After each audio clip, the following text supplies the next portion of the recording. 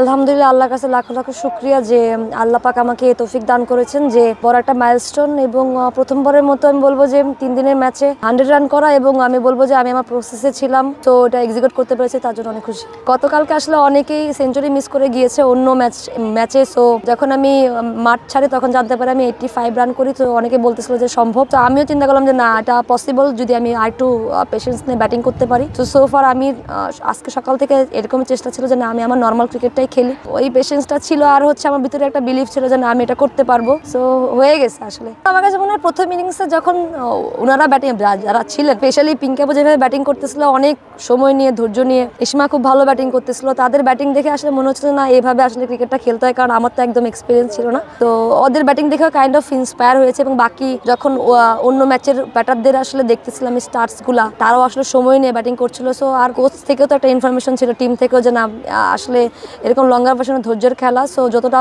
সময় নিয়ে ওখানে ব্যাটিং করা যায় চেষ্টা করেছি সে ওইটাই মেনটেন করার জন্য। এগুলো which is a very good sign যে ব্যাটাররা রান করছে, সেটা ফর্মেট যেটাই হোক না কেন, রান করাটা অনেক ইম্পর্টেন্ট। যখন একটা ব্যাটার আসলে ব্যাটে বলে অনেক ভালো কানেক্ট হয় এবং হচ্ছে একটা ভালো স্কোরের দিকে যায়, তখন কিন্তু মেন্টালি বলবো যে অন্যরকম বুস্ট আপ হয় এবং সামনে যেহেতু আমাদের ভেরি ভাইটাল সিরিজ আছে, সোফার যখন ব্যাটাররা রান পাবে তাদের জন্য অনেক বেশি কনফিডেন্ট কাজ করবে নেক্সট টাইমে। নাইদা তো খুবই কনসিস্টেন্ট বোলিং করেছে এবং ও সবসময় দুর্দান্ত, সো ওর আসলে প্রশংসা কম হয়ে যাবে যতই বলি না কেন। বাট সুমনাও অনেক ভালো এফোর্ট দিয়েছে। বলবো যে আমাদের জন্য তো টোটালি এটা হচ্ছে একদম নতুন একটা এক্সপিরিয়েন্স এবং এত ওভারেরও কিন্তু বল করার এক্সপিরিয়েন্স তো বলারদের খুব কম।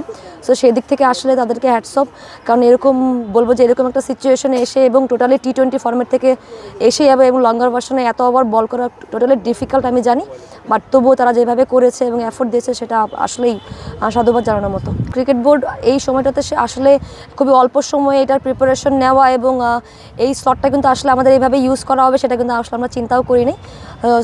সো থ্যাঙ্কস টু বিসিবি, কারণ এই সময়টাকে এত সুন্দরভাবে কাজে লাগানোর জন্য এবং নট অনলি ন্যাশনাল প্লেয়ার্স, বাকি যে বাইরের প্লেয়াররা আছে তাদের জন্য অনেক বড় একটা অপরচুনিটি ক্রিয়েট করে দেওয়ার জন্য।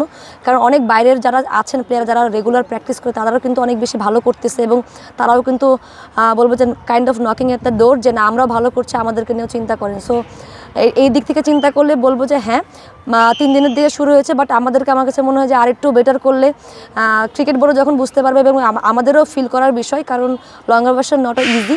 সো আমাদেরকে মেন্টালি ফিজিক্যালি আরও বেশি টাফ হইতে হবে এবং নেক্সট ম্যাচে আসলে এই প্লেয়ারগুলো কনসিস্টেন্ট থাকে কিনা সেটাও আসলে দেখার বিষয়।